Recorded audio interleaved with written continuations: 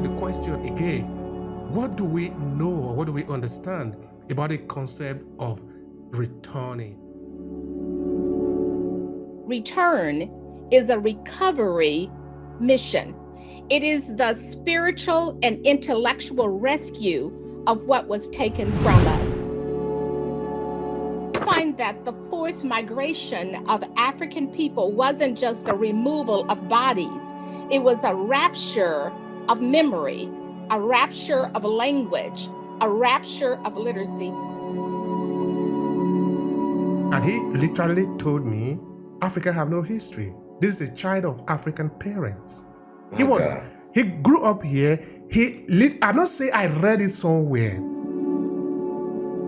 We have to start from decolonizing our minds. We have to start from decolonizing the many lies that we have been told. We have to start checking in the languages of the oppressors that they've made us to shift our mindset to believe this illusion of the African mindset.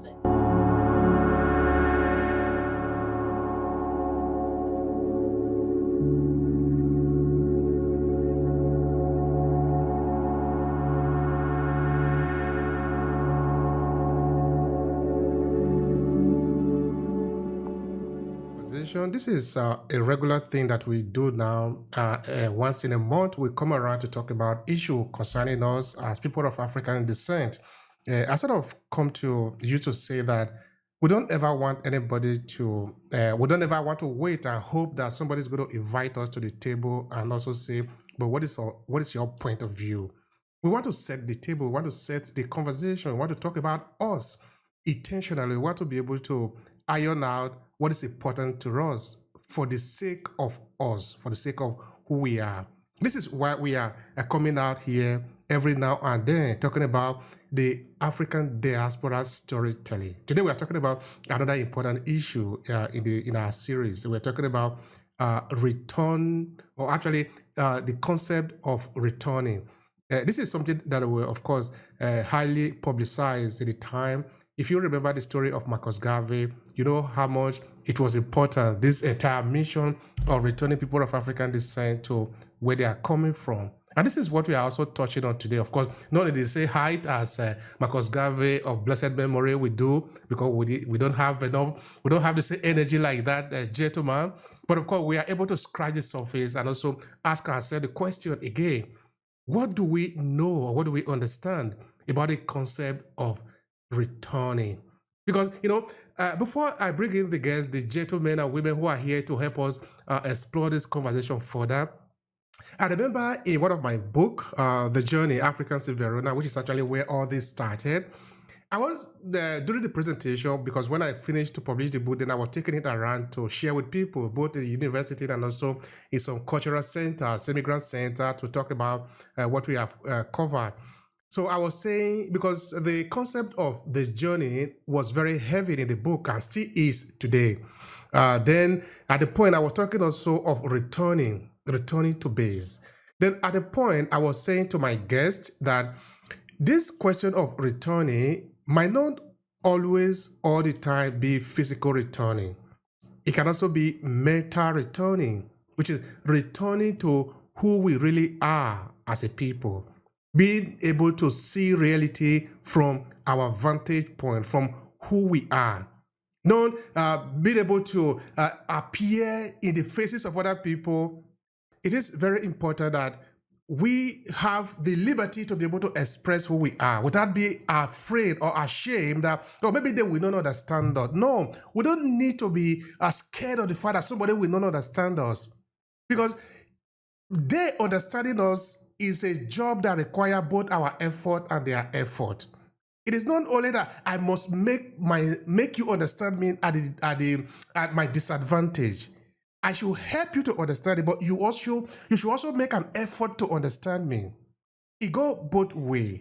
So what that means is that even when I try to make you understand me, I should also get hold of whom I am. This is whom I am.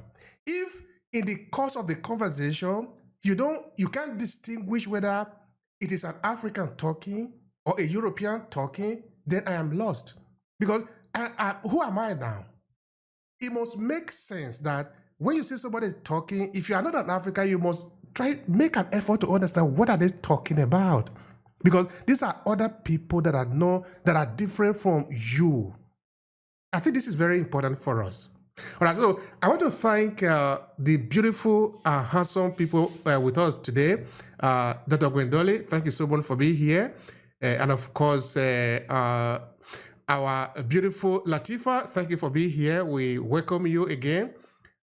Why not? That is the elderliest person in the room who we are going to be reverencing today. We are going to be honoring you for being here, for choosing to stand with us. Dr. Nengus, thank you so much for being here, sir. We appreciate you.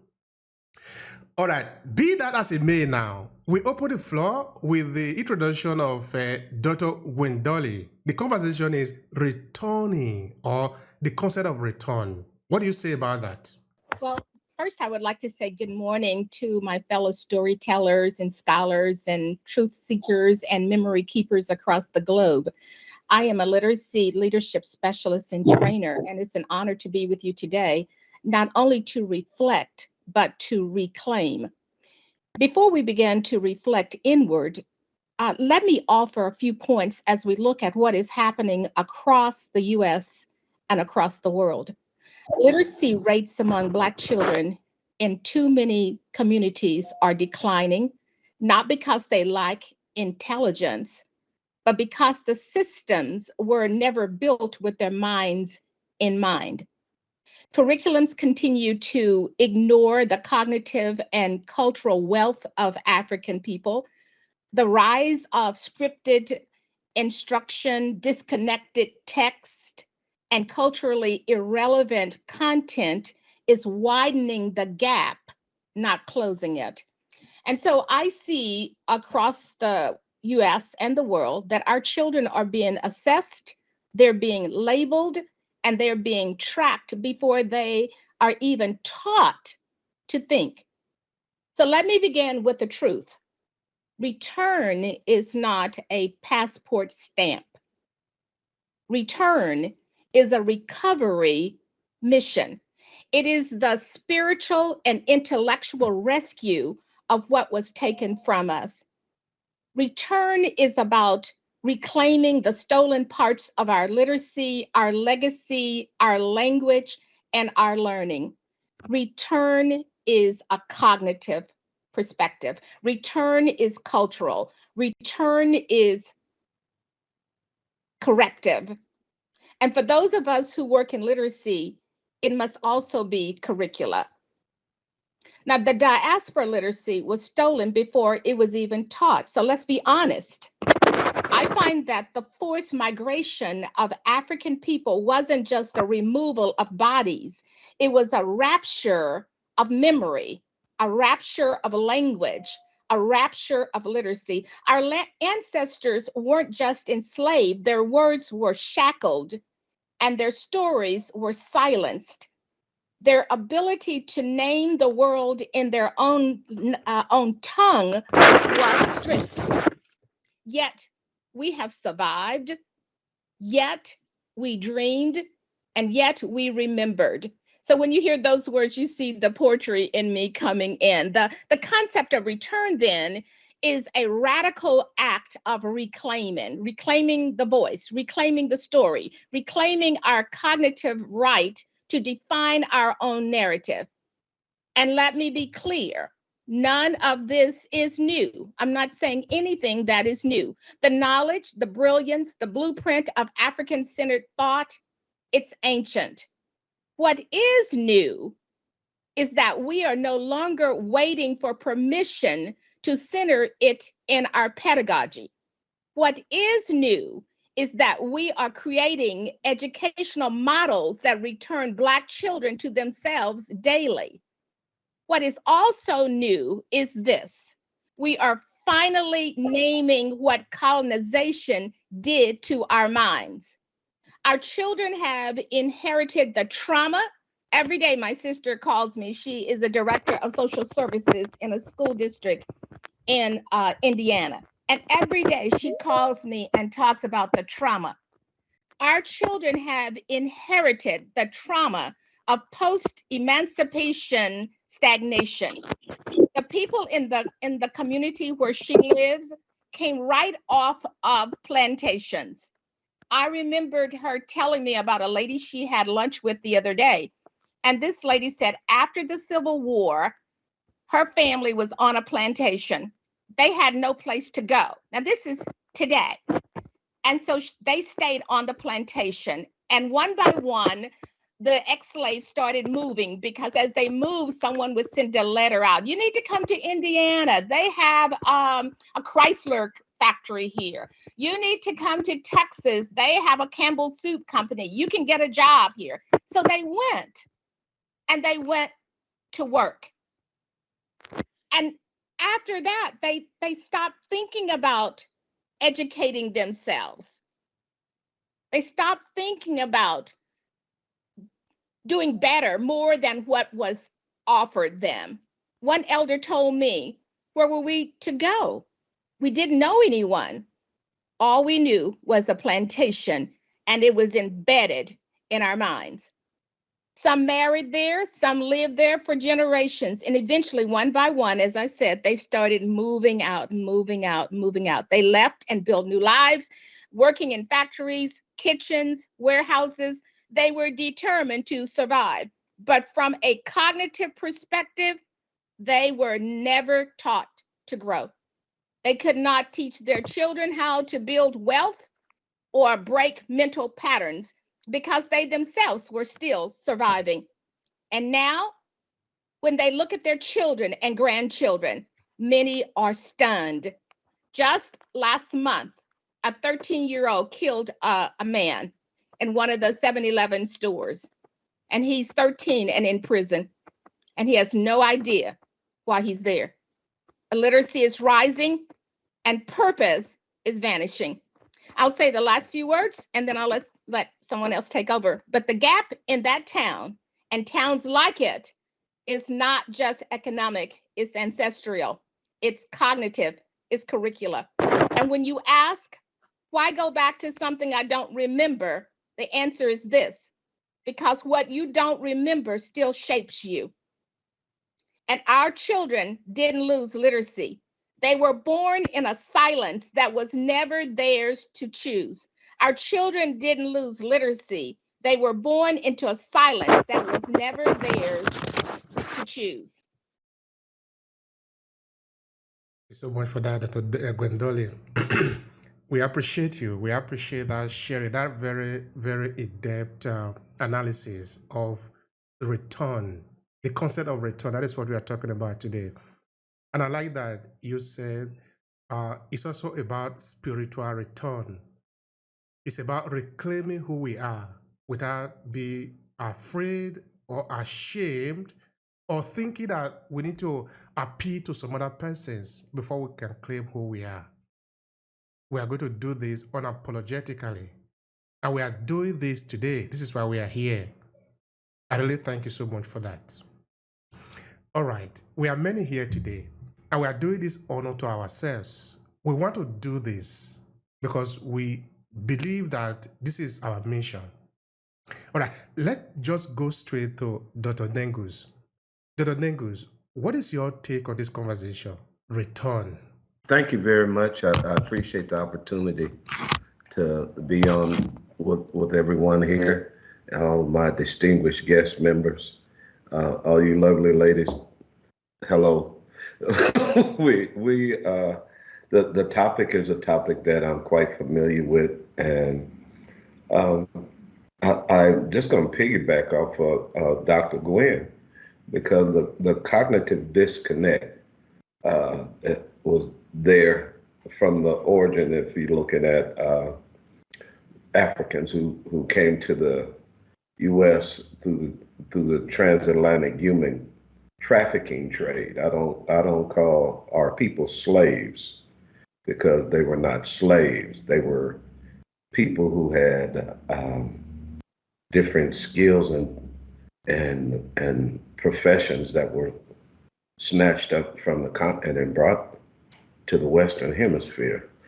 So our story was there's a way to reconnect always, because I looked at, like you started and you stated that Marcus Garvey, the Honorable Marcus Messiah Garvey, what he did with his book, The Philosophy and Opinions of Marcus Garvey, and the movement that occurred in the early 1920s was one that hardly no one really has repeated at this level here in this country, in the United States.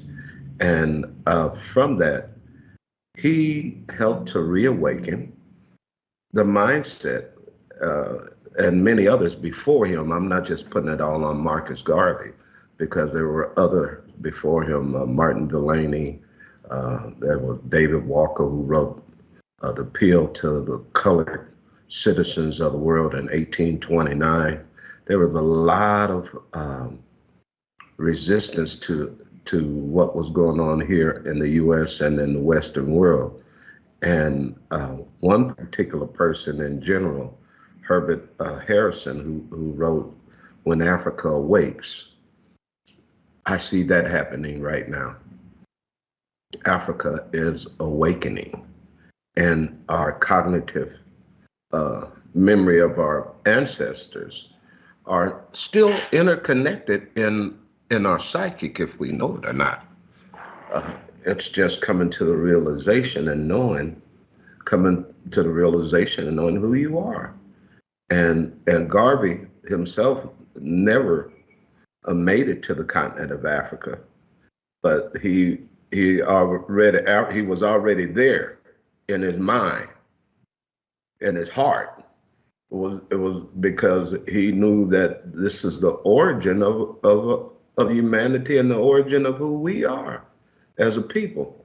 So I look at what's going on today, and I see the reawakening and the storytelling that's going on. Even I brought up something with the latest film that was created by Ryan Coogler, the movie called Sinner.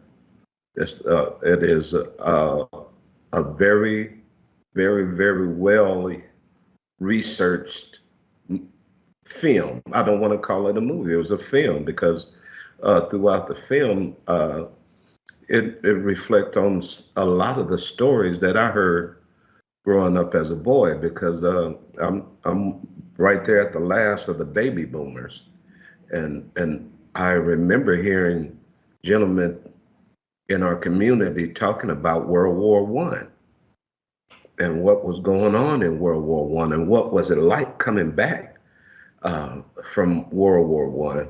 Black men who couldn't fight with the U.S. soldiers, but had to fight over in France to support this government because of what had the history of this nation, where Woodrow Wilson didn't want any, not a united military. He had to have a segregated military. So blacks fought over in World War One over in France. And when I heard these stories about these men who went over and fought these wars, and they came back to the U.S. and the racism and the constant segregation that was there, that they had to face, was outrageous. I wonder how it was possible that they could go and fight and try to defend this country and come back and be treated like a dog. So, and I heard these stories over and over, and something even happened right there in my hometown of Houston, Texas, in 1917, where there was a riot in 1917 because of a soldier who happened to be a sergeant, was walking downtown Houston, Texas, and he saw a black woman being beaten by police officers, and he went over to try to have them to stop hitting her. She was unconscious. And when they saw him with his U.S. uniform on and these stripes on his shoulder, he was a sergeant, the police started beating him and beat him till he was unconscious. And the soldiers there was wondering, I heard these men talking about this right in front of me.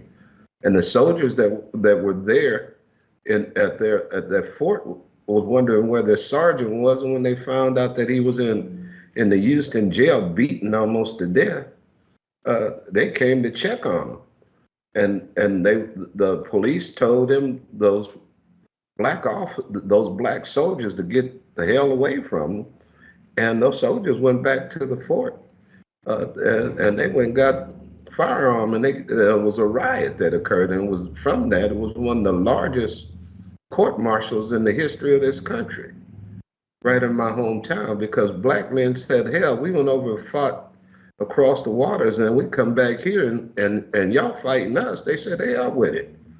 They went and got their arms and said, I know what to do.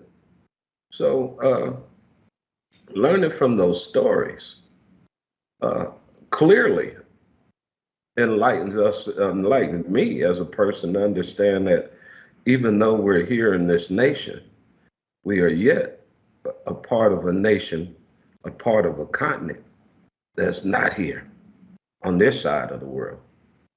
And it's a fact that we need to interconnect and open up our memory to our ancestral past.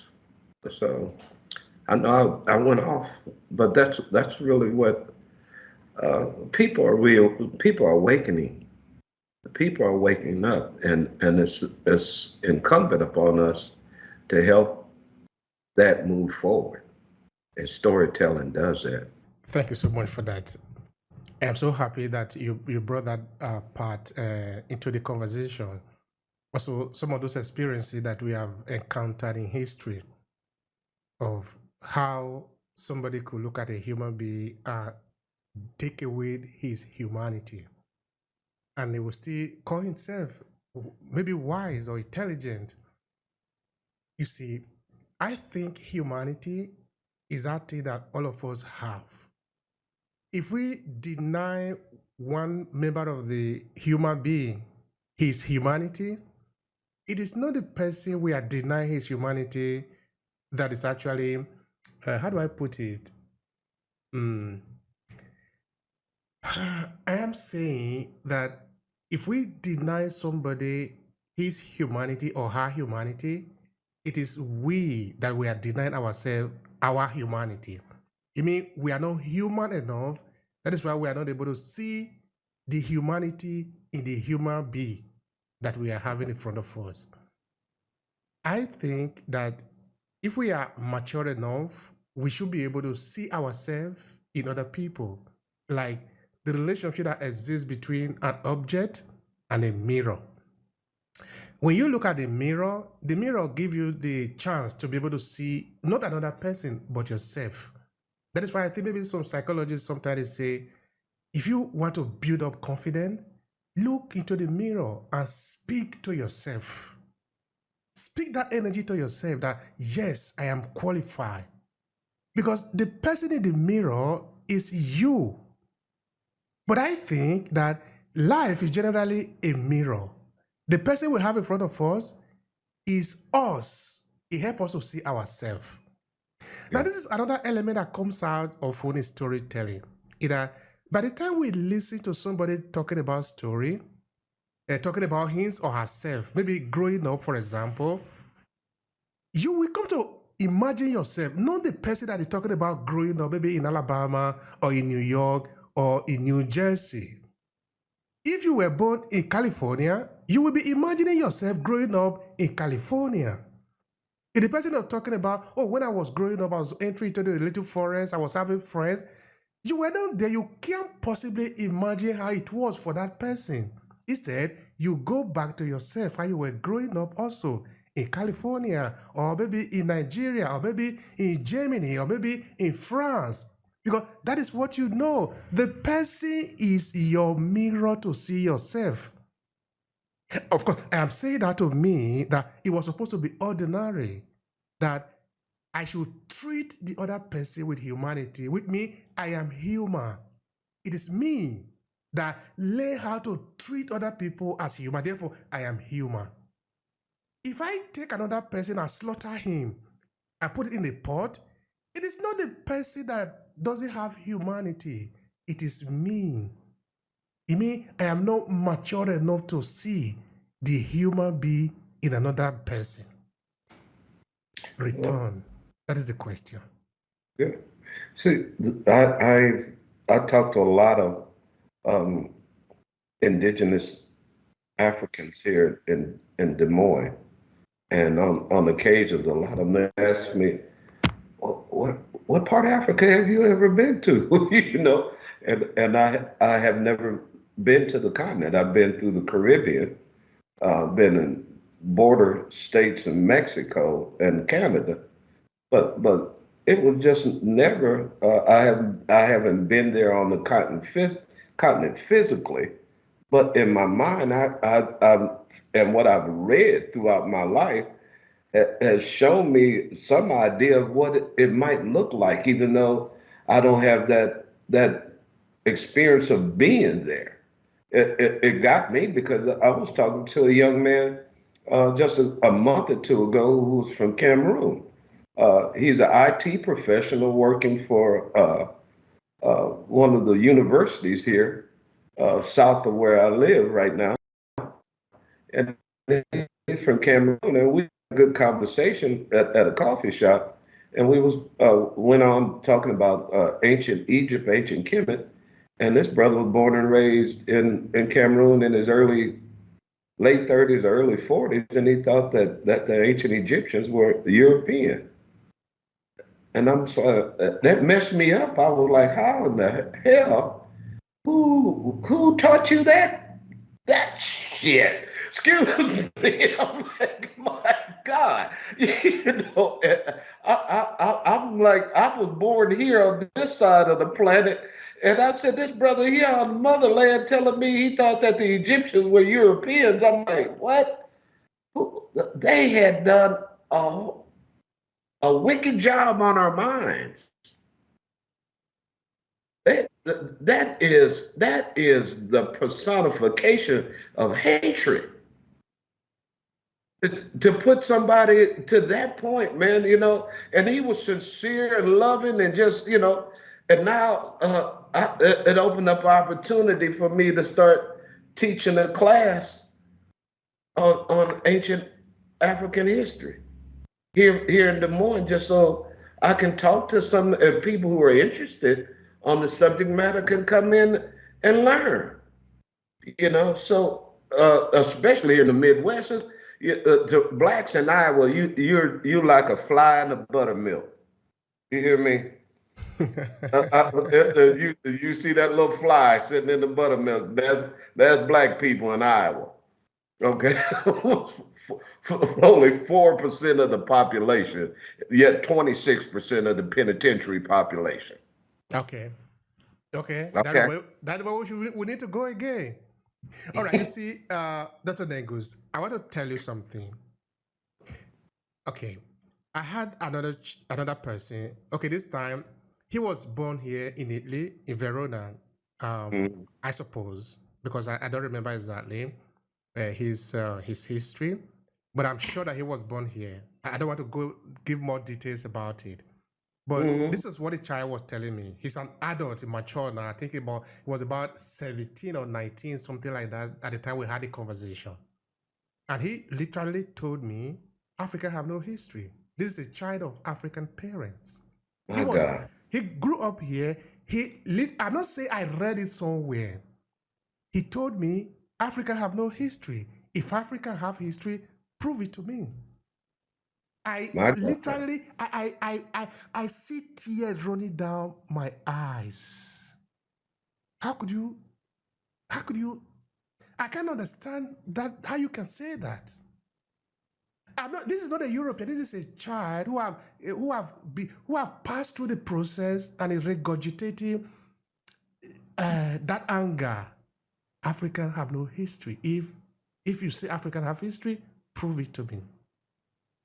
Okay, now I will say just one thing, then I will pass the mic to Dr. Latifa to have her says on that. Thank you. You see, I think many people have already come close to understanding the reality, even about history. Okay, let's look at geography, for example. Just geography. You see, when Europeans want to talk about history, talk about maybe ancient Rome, they will usually call it a European history. Okay, that is fine. Only if you don't want to think beyond that. Because if you think beyond that, now you come to understand that the whole of, okay, not the whole of it, but a great part of what you know as a Roman history is happening in the Mediterranean. Okay, let's look again because we are within the area of geography. Mediterranean is not one side. Mediterranean is on the side of the European and on the side of African too. So if the ancient Rome was a great civilization, it doesn't mean it's a European civilization. It means it was a civilization of the Mediterranean, for example. You cannot deny that Africa didn't play a role in that. If we are talking, say, we didn't even know about the ancient Zimbabwe, we didn't know about ancient Benin, we didn't know about the Zulu culture. And let's talk about at least the one that you know. Did you forget the era of Tunisia, Egypt, or Morocco, that this is also Africa? How come you could tell me that Africans have no history, but you say Italy have history, you say France have history, whereas all these guys actually came very late to human history? Anyway, I don't want to go a little bit more. I don't want to provoke now. Okay, let's go. Okay, now let's go to Queen Latifah. I want to call her Queen Latifah. I like to give my sister. They are the queen, the kings, no? All right, Latifah, what is your take on the conversation? Return. That is the conversation. Please take it on. In fact, I don't know where to start this conversation from because, sometimes it's important that we continue to have these conversations in these spaces because a lot of times we've always mistaken invitation for inclusion when it's really not the case, right? People will ask you questions like, when are you returning to Africa? When are you going home?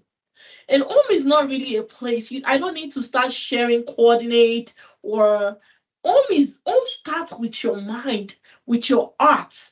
It starts here, it starts within. So whether Africa is centered somewhere on a map that we've been given, that this is where Africa is, or this is how small we are, or this is who we are, right? And they call their own spaces global spaces, and they call us local, right?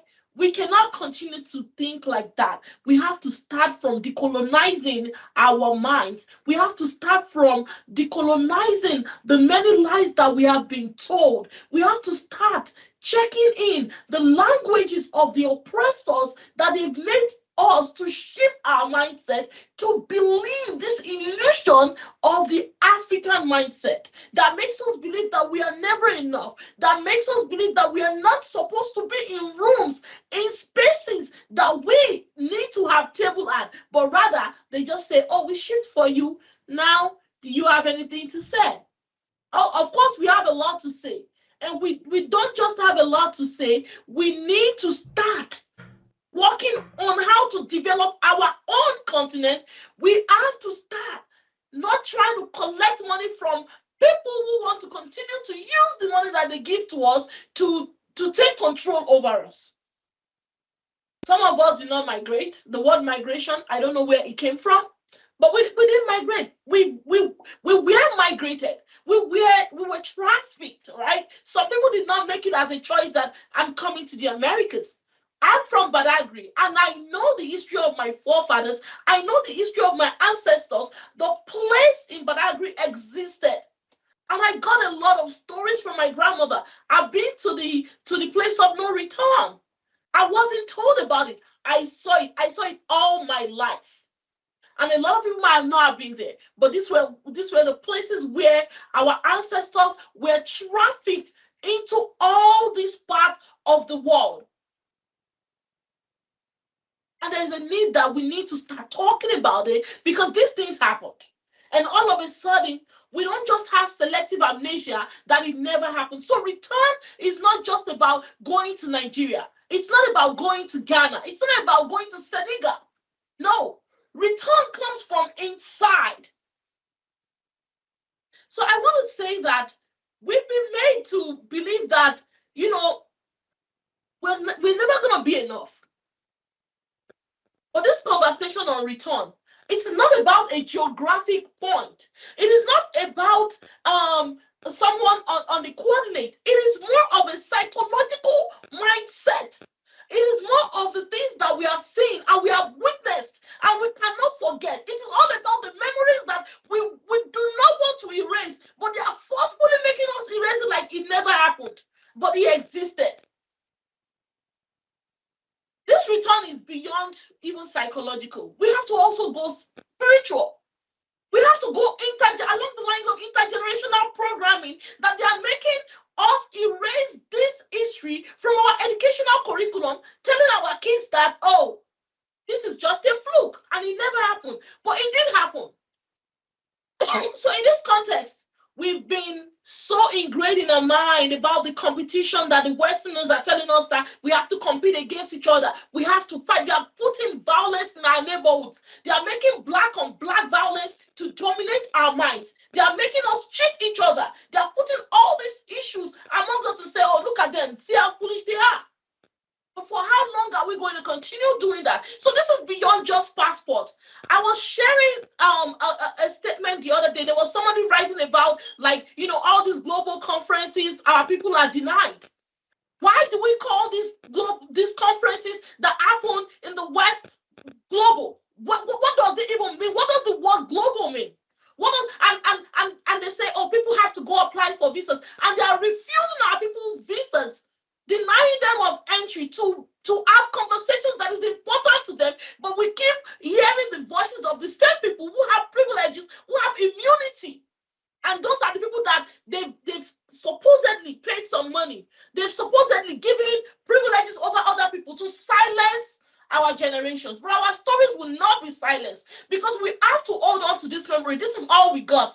And this irony, we have to really understand that calling them global is a misnomer. It's an aberration. Why can't we take this? Why can't we have our own conferences? And not just conferences where we have to see people that don't look like us. Let them also travel. Let them apply for passports. You know what I mean? We cannot continue to say we want to have a global dialogue in New York all the time. No.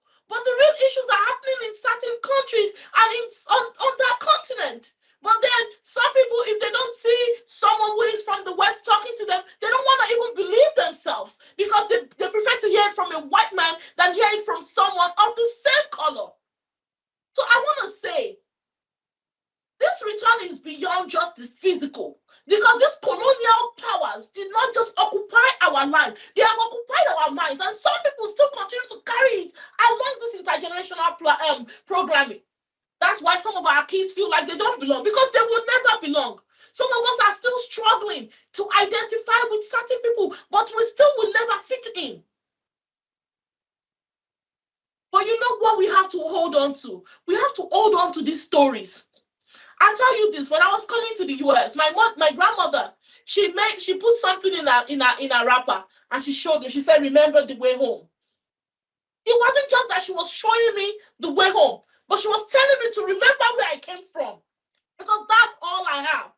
And every time I reference my grandmother a lot, because all the stories she equipped me with as a child are the things that I'm breathing onto this moment. So I don't really fully understand it when we are talking about the concept of return, because it is beyond just map. It is beyond these coordinates. We cannot continue to say, oh, no, I'm booking a flight to Nigeria. That is not the concept of return. We have to dominate these spaces. We don't have to continue to beg people that we want a seat at the table. We are the bridge. Yes, I am here today. I have the privilege to live in this country today, but it doesn't mean that I'm going to be here forever.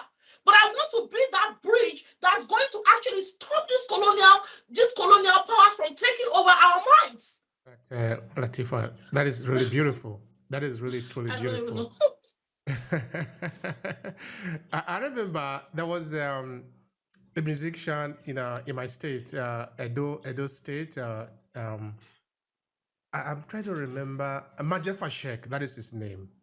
He said it was very beautiful music. But anyway, I don't have copyright or can't even sing it, but he was saying like this, that he was talking about I think he's talking about paradise. that paradise actually is something related to heaven, that it's not a place that you are going, it's a state of mind, is where you are now too. Can you make where you are now a paradise? Can you, because you exist, this space that you are become better? Of course, he said it better than me. But when I reflect on that more, I sort of come to think a little bit about the way that I see many Africans relate to even the concept of return. Like Latifa was saying, I don't see a lot of Africans talking about occupy this world. Everybody is talking about, most of the cases, trying to return to their village. But I'm saying, but if the European that left Germany go to Australia and say, all this land belongs to me. Okay, I'm not saying we need to go and occupy other people's land and drive them away and start fighting and all of that. But if we look at ourselves as human beings, even though we might not necessarily return to the village, but can we help other people to understand who we really are, even though we might be living in New York, in Germany, in France? Because I don't really think that all Africans need to return to Africa. I don't think that is the return that we're talking about. If we return to the key values that we have, wherever we are, I think it is possible for us to be Africans, even though we might not necessarily be in Nigeria, in Ghana, in Ivory Coast. Maybe I'm wrong on that, but I want to propose that as a new way of being, so that you don't need to. Can I chime in? Sorry? Go ahead. Can I chime in on that real quick, Yeah, please, come in. I just wanted to say that, like, when we're looking at the concept of return, and I like this question on the concept of return, because it's not just about, I'm not going to talk to you about a destination, whether I came from Lagos or I'm from Abuja. We're not talking about destination here when it comes to the concept of return. We're not talking about booking that flight to go to Nigeria. We're not talking about going to a physical place, right? We're trying to return a dignity back to our histories. For many years, we've been lied to. People that are not from our place are telling us the story of our ancestors, and then they've been putting it in books for us to read, to still continue to colonize our minds. So this invasion is needed. We have to invade these spaces,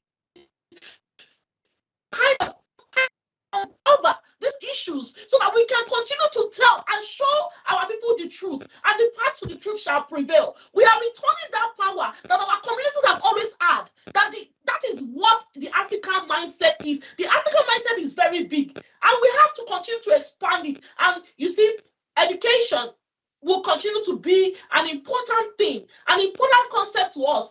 And we cannot silence ourselves on education. We have to learn the language of the oppressors, because they have used this language for a long time to colonize us. And until we can understand their language and use their language to give them back the information. My grandmother would say this. In Yoruba, they say, when the slave has to deliver the message. And I'm not saying in this context that we are slaves, but when you send someone something, they have to deliver the message, because there is this thing, I was sent this message, but then I have to deliver. You don't worry about who you're delivering the message to. And this is the message that I'm sending to Africans out there, that Latifa, I have a message for the West. And I'm on that mission to pass that message. And I'm not scared of passing the message to them. So if we can continue to develop the mindset of, this is our business, we are returning possibility to our future. Thank you. Thank you so much for that. Yeah, sorry. We can see the passion boiling in you, Latifat. We can feel it. We get the message. Thank you so much for being here. The whole of you. That is really very important. Thank you so much for that. All right. Anyway, I see. Please come in. Before we move to Dr. Martin. Well, Latifa, when she stated about the thing that her grandmother rapped, and I remember my mother also doing something of that nature too, because back home they used to wear amulets and different sacks back home. See, I come out of the tradition of the Church of God in Christ in the United States, and a lot of the leader of the founder of the church knew hoodoo. He used roots, Bishop C.H. Mason. But our ancestors did these things, and that's going back to our memory again, our ancestral memory, because our people did things and had tokens and different bags that they used to put. They used to call them juju bags back in the day. You see people wearing aspidity, which is a particular mineral that comes out of the Near East, and people wore it. They used it in a sense. It was like garlic. It smelled like garlic, and you go around smelling like garlic. But the thing was, it was ancestral, and it was there for a token, for a reason, to support and try to protect the spiritual life of that individual when they were out in the world. And when she said that struck right in my heart, because I remember my mother and my grandmother and even my great grandmother passing that down the line to our people, to my family. And I was born in the U.S., but they always tell me, especially my grandmother on my dad's side of the family, my great grandmother on my dad's side of the family, because they were out of Alabama, and they were not too far out of slavery because they were sharecroppers, and they remember the traditions of their ancestors. Even though they were persecuted here, they still had something stuck in their memory about Africa. So just like you said, you don't have to go across the waters to be there, because you can go there right in yourself, in your mind, and travel. We open a book you can read and travel, but you can spiritually do that within yourself, because the creative forces of this planet that put us all together made us that way. And the rest of the world know that we are the most notoriously spiritual group of people that you can ever think of on this planet. That's who we are. Absolutely, absolutely.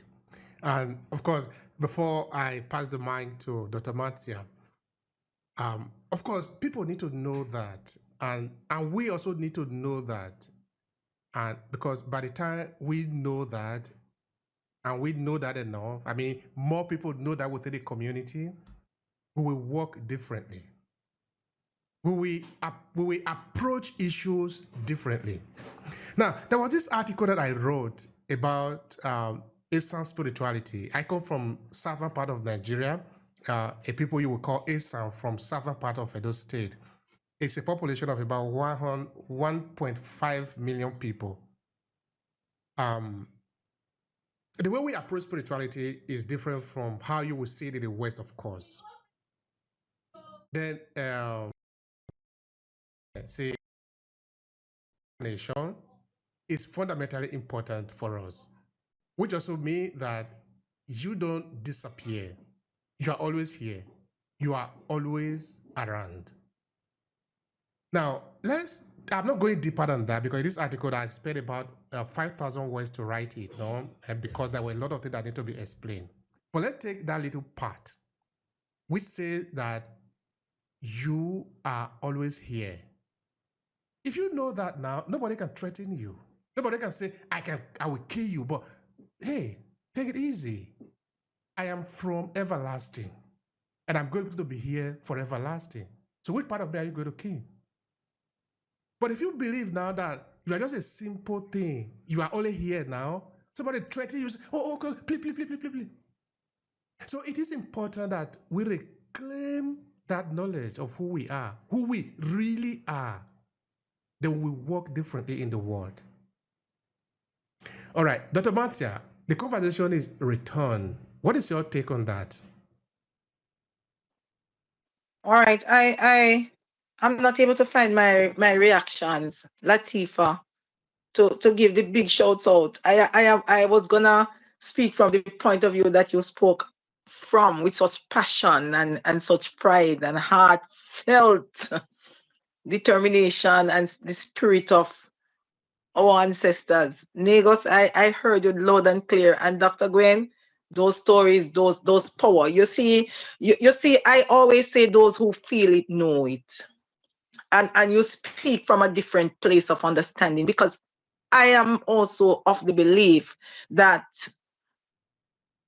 return is not a destination. It's a process. A process, Latifa, I'm agreeing with you fully, that starts in the mind. Who you are cannot be exchanged. You cannot take back your ancestry. You cannot take back your nationality. You cannot take back your parents to any shop and put them back on the shelf. Your genealogy, your history, it does not expire. Whether you deny it or not does not mean that it does not exist. It is a part of your DNA. It will never change. It is eternal. And when you deny it, you become a very discordant note. Very, very discordant note. And you become a menace to yourself and to society, because you actually try to adopt personalities that were never yours, genealogies that are not yours, friendships that are killers, that put you in dormancy because they were never intended to cross your path. And that is where I'm standing when we talk about return. I believe that return does not have to be physical, as you're saying. You can return where you are by living authentically, living up to your beliefs, living up to what you are grown, your principles, your core value as an African. But I also believe that you must be able to return to a place of assignment. So wherever you are, your assignment is the same. Your calling is permanent. It doesn't change because of your location. And so you must build on your assignment. If you are to be returning, you must be true to yourself and to your culture. You must integrate it into your environment and where you are resting as your roles or responsibility. If you become the Prime Minister of America as an African, you are still an African. I just want to make that clear. If you become the Prime Minister of Barbados, you are still an African. And so that assignment, you must understand the calling as a member of the diaspora. And if you're called in a position wherever you are to return, you are returning because of the process, and your role might just be that in your position, wherever you are now placed in the world, and the responsibility you are given, you might just be that return is for repair, or that return is for rebuilding or reclaiming from where you are. I hope I'm still being heard, because it's jumping all over the place. And so you might have to stay where you are in the process of returning, to rebuild, to join, to unite, to interpret, to clarify misconceptions, to clarify misunderstandings. So the return for you would ultimately be a return to your divine purpose and ancestral promise, because every one of us is given an ancestral promise. And it is the same promise that I'm saying. Before God knew us, we are even formed in the womb, He established our purpose. And it doesn't matter who we are, our purpose is established. So the return for me, the return journey can also be that you ultimately return to your divine purpose and also to your ancestral promise. I'm looking also as, if we look at a return in relation to finances. You know, sometimes God takes us from where we are and put us in a position where we can go back and heal and cleanse in a restorative, transformative way. So we can visit for improvement of our parents' village, the knowledge. And let me explain. There's a particular young man that I know of in Kenya, and his generation put together and sent him into a university in the US to learn English. He has become the interpreter for his family. Listen, one moment. For the nation. Sorry. He's now the interpreter. And so those are some of the things that are being done. You can use your platform wherever you are to amplify African voices. So the needs, the understanding, the traditions and cultures are maintained. You can use it to support those who have been taken from their place, forced out, or have to transition, or are pulling out to get a greater knowledge or skill or whatever is the change, whatever is the transfer, you can use. Return also means that you can build a support network that keep them embedded in a comfortable spot, in an understanding, in a unique way, where these support network proclaim who they are. You can return by adopting your name, because some of us change our names when we get into different countries to fit into the culture and so, but keep your name. Your name is valuable. It comes with a meaning. It comes with an account. So you must reclaim your African name. And that's part of the ways that I am talking about return. I see return just like that.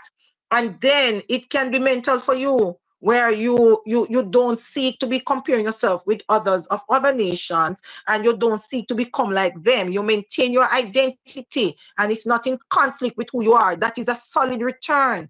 And then you deal with your disillusionment, and you deal with those issues that make you feel less. It can also be that mentally you are returning. You are reconciling yourself where you are now with where you're coming from, and you have this healing process going on, and you know the history, your real history, the unwatered, undefiled history that is being pushed out. So you rely on the oral traditions. You speak to the persons who are there. You remember, you have them remind you of who your lineage is, and so on. I went to my aunt's 80th birthday, and they did a documentary to get her to talk about my roots and so on. We did a documentary, and some of the things that I learned, it pulled me to tears. I never knew some of these things. So return can mean that you have persons of value in your family, in your lineage, in your ancestral history, that corrects any misconception, and that gives you the truth of where we are coming from and why it matters who we are and who we become, and the joy and the pride that we must use in reconnecting with our cultural roots, and the grief and anger we must feel, rightly so, for the loss of our history, the disconnect and the corrupting of the truth, and the fact that they are trying to get it out of schools. We must feel this guilt and burden as we over being privileged, the privilege that some of us have while others struggle. We must bridge that gap. And I know some persons are saying it's not their responsibility and everybody might be struggling, but that's not the point. We must build that gap, and we must also, through our storytelling and cultural immersion, restore people to the faith they must have in themselves as Africans. And then I want to end with the financial impact for me, the responsibility and wealth that must be properly divided and shared through economical benefits, the things that we can do to send back and help our family members to set up themselves, to grow, and to have models that are suitable and that merge and ease the financial pressure, strain on families, and so on, must be an awakening. The awakening must start where you make people become masters of their own destiny and forsake what is plaguing many Africans in the diaspora, dual identity. There is a tension where people feel and in their minds are wondering, where is home? Here, home is where you are. Because where you are, I say, you cannot take it back into the shop. So you must become aware of that, and you must adjust to the paradigm shift, because your location does not determine your destination in relation to who you are. And it's not a place of lack either. The fact that you're not in your real country is not a place of lack. It is a place of legacy and leadership that you must carry with you, and you must share, so that persons understand who you are and the legacy that is there, and must treat you with respect and the dignity that affords you. It must be a purpose reawakening, and that's where I want to end. The process of return must be a purpose reawakening. And so you must feel called to contribute beyond just money, beyond just service, beyond just culture. You must be called to contribute as a builder, as a leader, And as a healer, you must be a connector. You must bridge the gap as you return mentally, as you return spiritually, as you return socially, as you return culturally. You must build a gap. So for me, building return is different for different person. It can be a physical return where people actually visit and they relocate back there after they feel they have achieved enough. It can be a cultural return for me where you adopt your name, you stick to your language, you reclaim the customs and the traditions and the ancestral ties. It can be spiritual in that you have a deeper reconnection to your roots, the divine side of it that our friend would have spoken of if she was here, the ancestral healing that she does and the calling. It can be an economical return where you stay where you are, but the investments to build back local communities, to increase the infrastructure where you are in the small ways that you can. And it can be an emotional return as we heal and forgive and adjust and accept the generational trauma of the displacements that we have gone through. It can be that emotional bonding that sustains us and keep us staying the course, because for you to return, you would have to have the resilience to stay the course, because when you return, you must carry something with you, regardless of which mentally, spiritually, whatever. We must be lifted higher and we must take something back with us. I'll end there for now. Thank you so much for that. I really appreciate that. So we go on like this. Dr. Gwendole, you will respond with some of the way you think that we can approach this return, looking at your expertise. Then after you will come, of course, Dr. Nengus. That will also immediately follow by Latifa. Amazing grace, how sweet the sound that saved a wretch like me. I once was lost, but now I'm found, was blind, but now I see. I think of literacy as liberation. And so when we teach a child to read, we don't just prepare them for a test, we prepare them for the awakening. And Nice. so I walked into a classroom and I saw all these children surrounded, my first year teaching, surrounded by 4 housing projects. And I went in teaching like what I was taught at Texas A&M. And I realized by December, not any of my kids were reading. The brain remembers what the ancestors encoded. That's what my mother said, but she didn't say it in those words. That call and response was an early form of comprehension. That rhythm was a memory device. And guillots were librarians. So I trained teachers to not just teach what to read, but why the story matters. And when my mother told me about Mr. White, this became one of my Reading Rainbow books.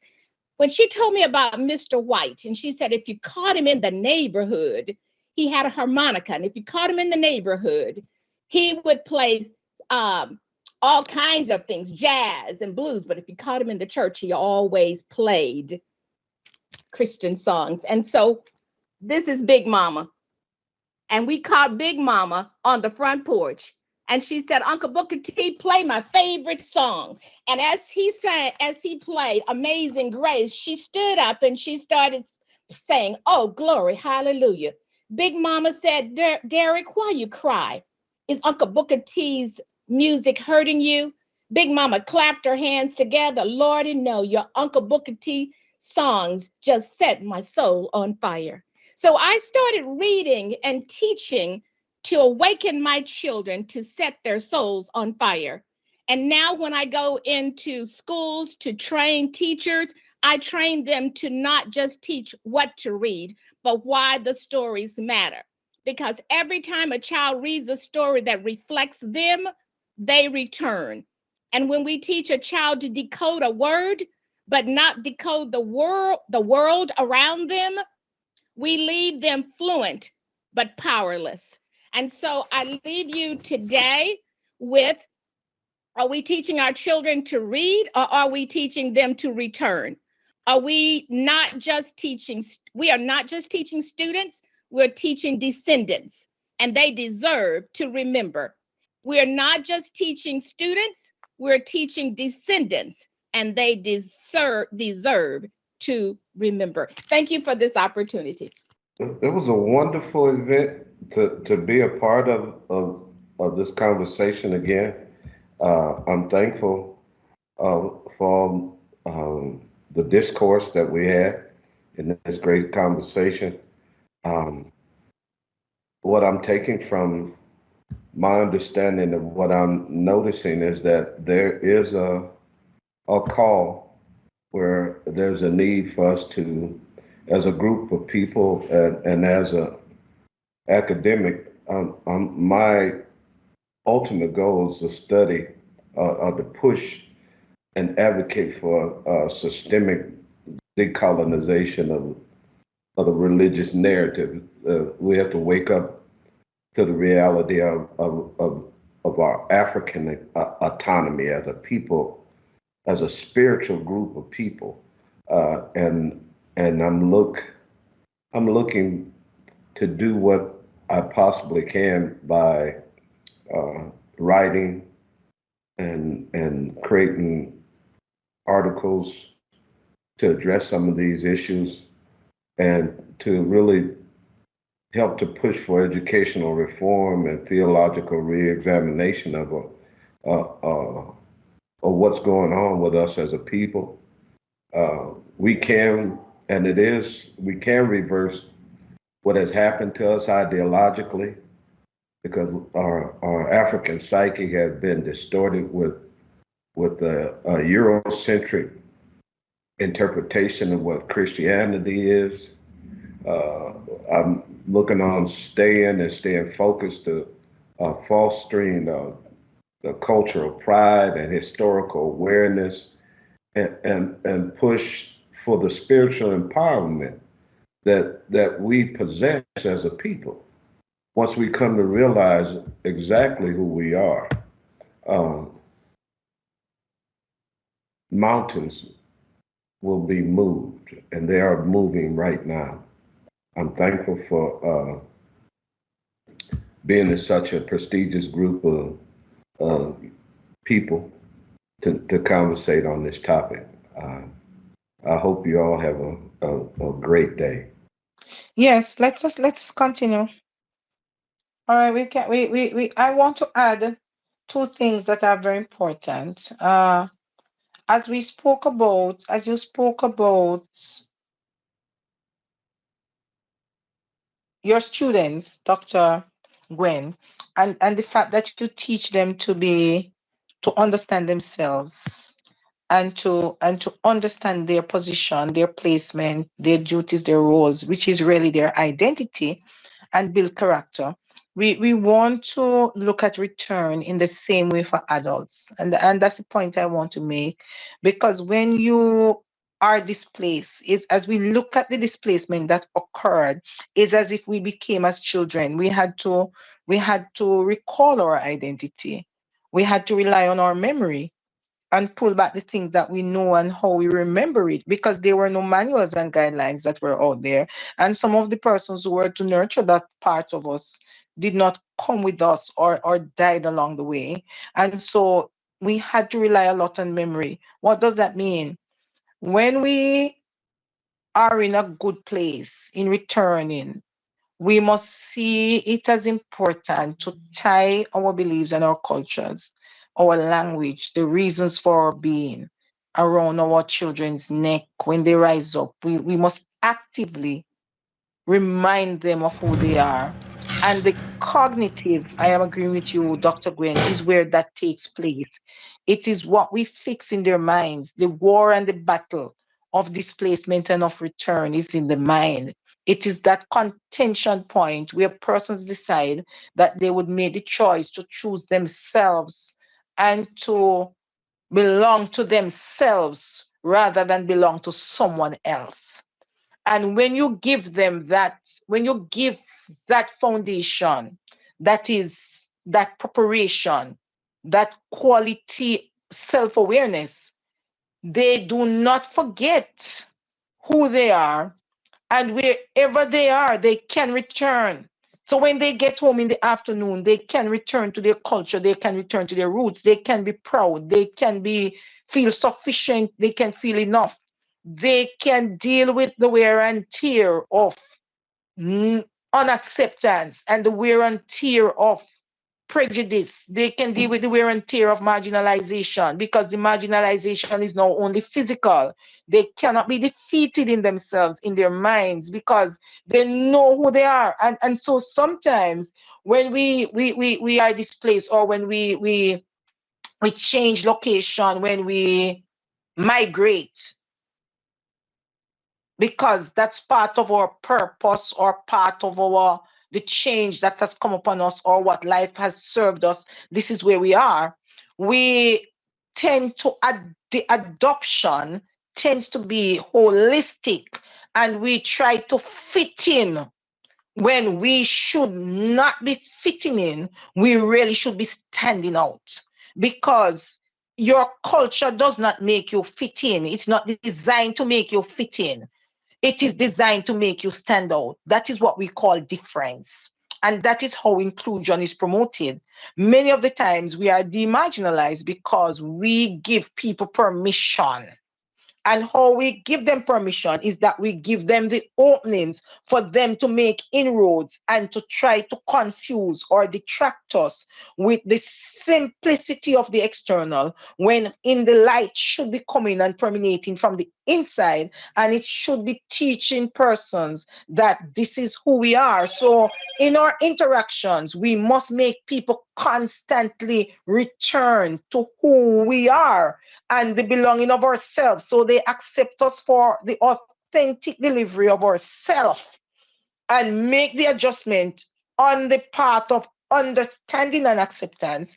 And we do the same, rather than sacrificing that return, because when we give of ourselves, we cannot return. When we abandon who we are, we cannot return. The return is more difficult, and it takes longer period, and it requires a holistic return, because you have to change your mindset to give up of yourself physically, to give up of yourself emotionally, to give up yourself financially. So you would have lost yourself completely, and to return to yourself is a long haul, and there is not enough support or network to make us return to that place. And so we must guard it carefully, and we must maintain that through guiding our children and making sure that they know who they are and why they are and how they are to show up. And it must be done unapologetically, and when they are to show up, and when they are to endure, and when and how they are to evolve, so that they can become very perfect notes of difference in a very common place of preference. And that's where I am. Thank you so much for that, Dr. Matzia. I really appreciate that.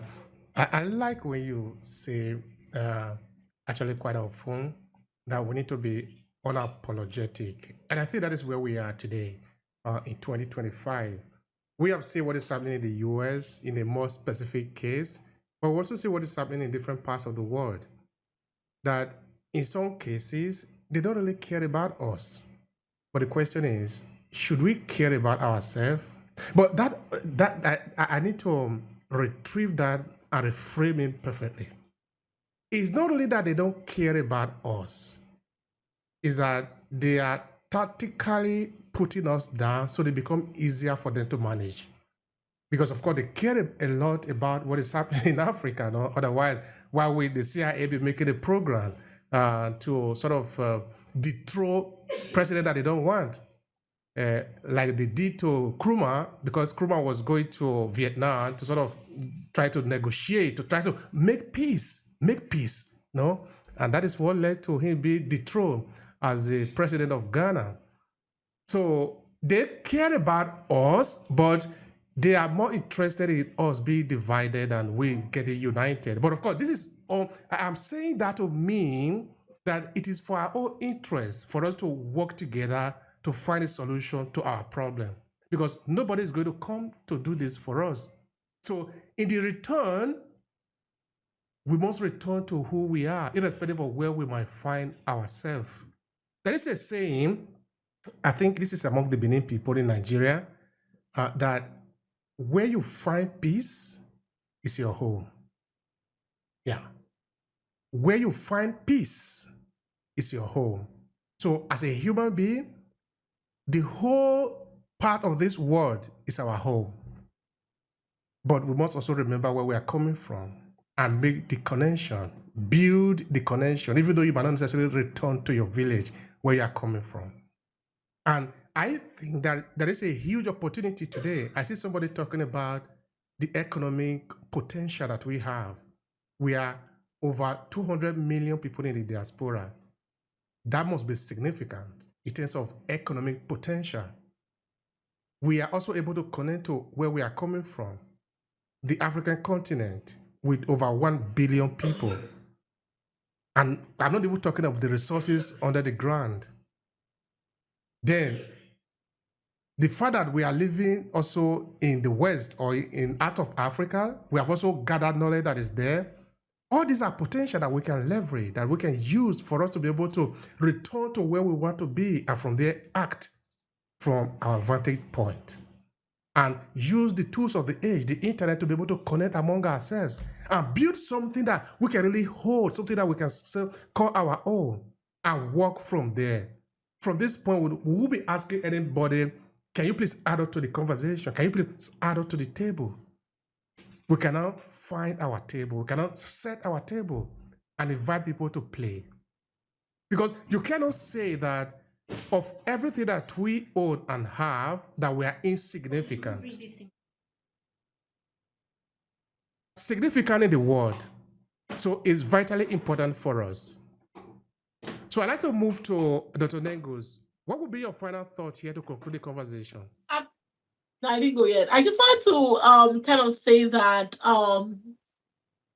my take that you asked for is going to be that we should be moving away from an era where paper-like passports determine where we actually belong, where people are reaping, their own passports from their origin or their initial destination and claiming other passports and saying, this is now my new identity, which is fine. But, these things should not be defining who we really are. And it shouldn't be defining the concept of whether we are returning. I think return should be more about the permission to remember what is being done to us, the permission to build what we intend for our future generations. There's a difference between return and actual, or what I call actual return or real return, right? And the real return should kind of be centered around psychological reparations. It should be centered around epistemic justice. It should also be more about, like, we need to stop asking people that we need to be at the table. We need to start building our own tables by using our stories, by having our stories being sung back to us without apologies. We need to, it's beyond like getting photos, it's beyond like being in newspapers. We don't need all of that. We want to do the actual work. We are here for the vengeance.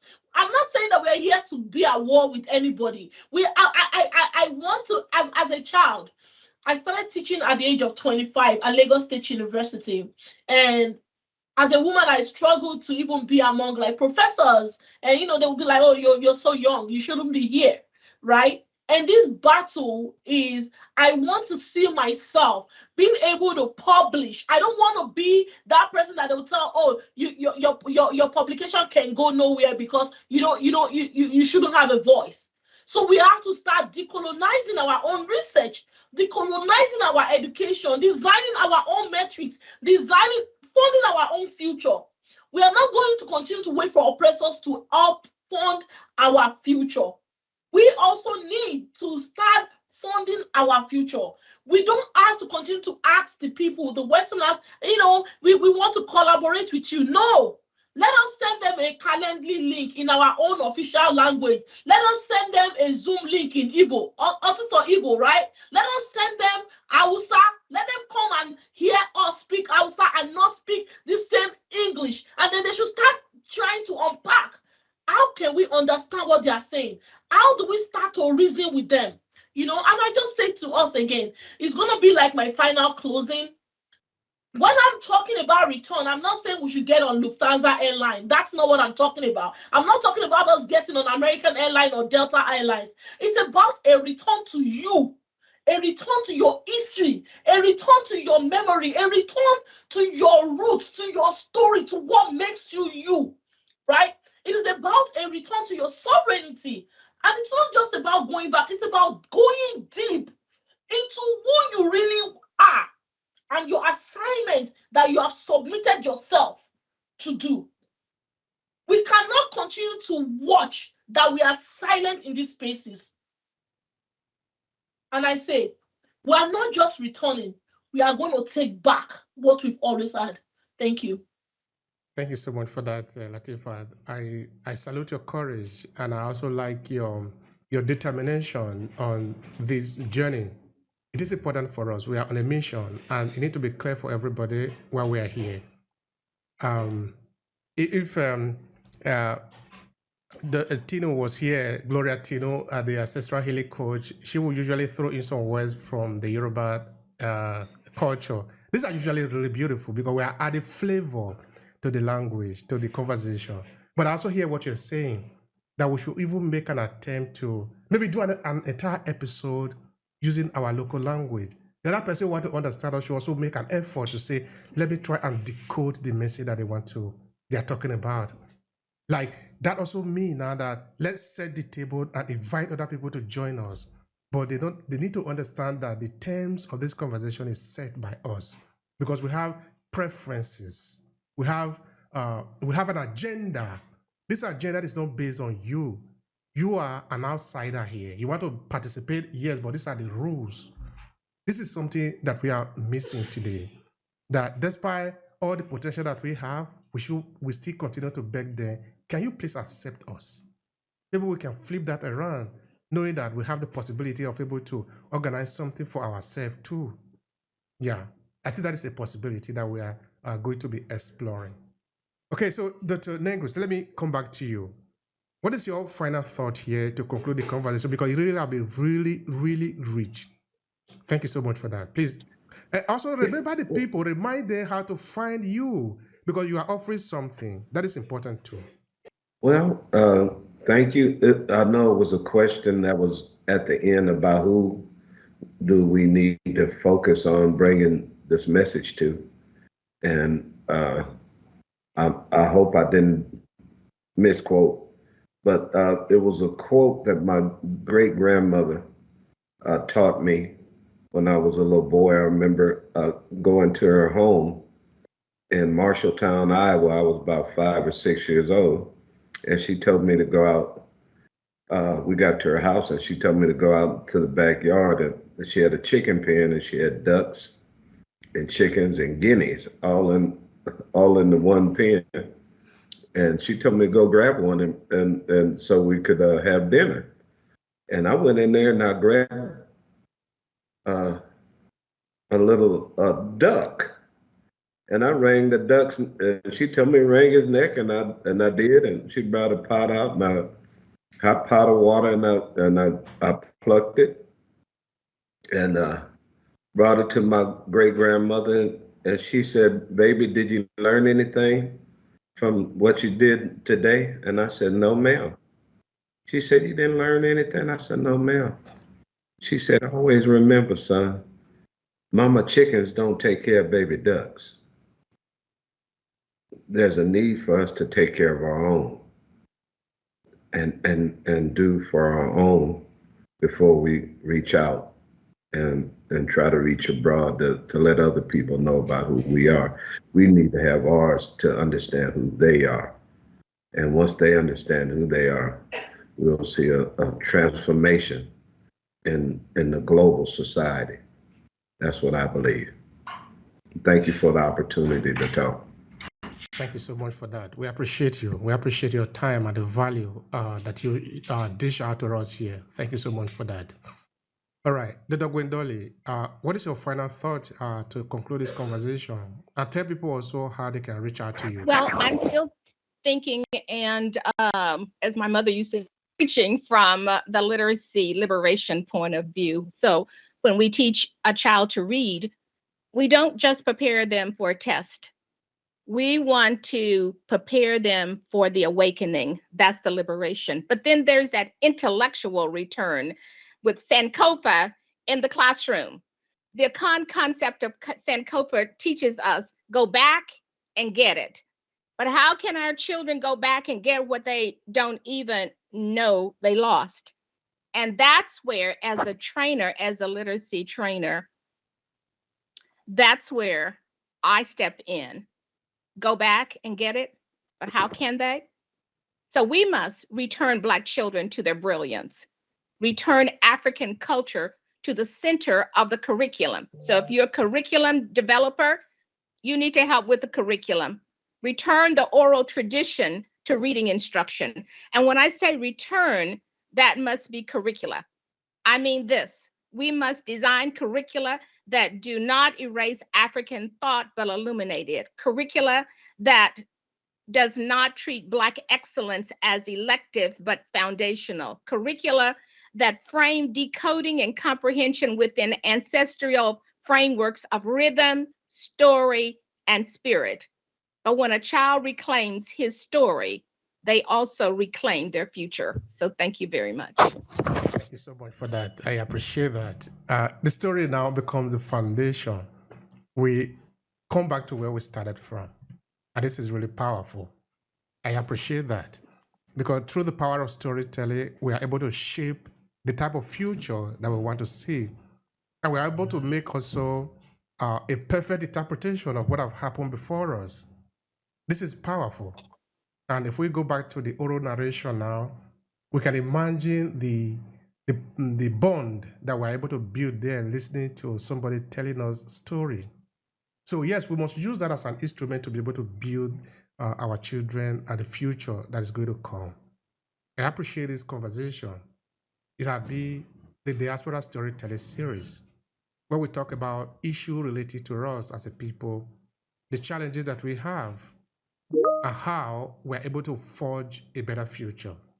It has been an absolute honor here to have you guys here, as always. And of course, we're going to come back again. Always, always, always. Because this is our team. This is our table. We have decided to do this. Among other things that we could be doing, maybe sitting somewhere and enjoying a beer or a coffee or anything, we decided to dedicate this time for this. Because this is what we are supposed to do. Thank you so much for the time. And we'll come back here next time. Bye-bye, everyone.